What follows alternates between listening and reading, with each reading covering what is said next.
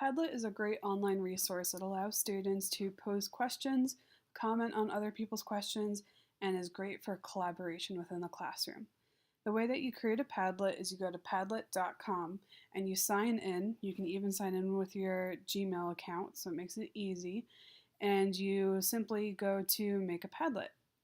When you click Make a Padlet, it gives you all these different templates. The one that I use the most is the wall because it allows for students to see all the questions that have been posed and the comments or answers posted below it. Canvas is kind of like a web feature, so this is great if you're doing like a story web for an English classroom. You can do a stream, which is just like a running document of different posts and features. A grid is kind of similar to like a Pinterest setup. You can post, a title, a description, and pictures below it. Shelf is similar, it's just organized into columns, and then back channel kind of displays almost like a text layout.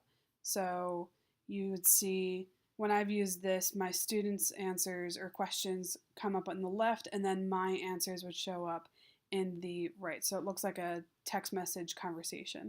But I typically use wall the most. The thing that I like about the wall is, and this is just a sample I created, is students can post questions here and then I can comment below it with an answer.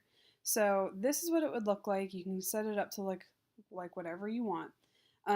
You simply click the settings. You can give it a title, a description, whatever background or theme you want it. You can change the font. When students post, you can give it the option to display their name at the top, or you can keep it anonymous. I like to keep it anonymous just so students don't feel singled out by asking a question, and then organize how you want the post to appear. You can also turn on or turn off commenting. If you have this on, this allows for students to comment on other posts and even answer other posts. The other thing that I like to do is I like to turn on this reaction, this like reaction. And what I tell my students to do is if they see a question that's already posted and they also have that question, just go ahead and give me a like so I know how many people also have that same question. And that just tells me that I should, if there's a lot of likes, I should address this to the whole class so more people can hear it and just get that answer. You can easily share this with students. You can send them the link, or if you're using My MCPS Classroom, you can even embed this on a slide, on a page. And this is great for, like I said, like a parking lot questions template, or you can use this for an exit ticket, or I've even thought about, using this for homework. So after assigning students a homework, saying, if you have any questions, go to the Padlet and post your questions there about the homework. That way we don't have to necessarily answer the questions on the homework during class time, since my classes are only 46 minutes. So this is Padlet. Again, I like to use it for the wall feature, which is pictured here. I like using it so students feel comfortable posting their questions on here so they're not singled out in classroom.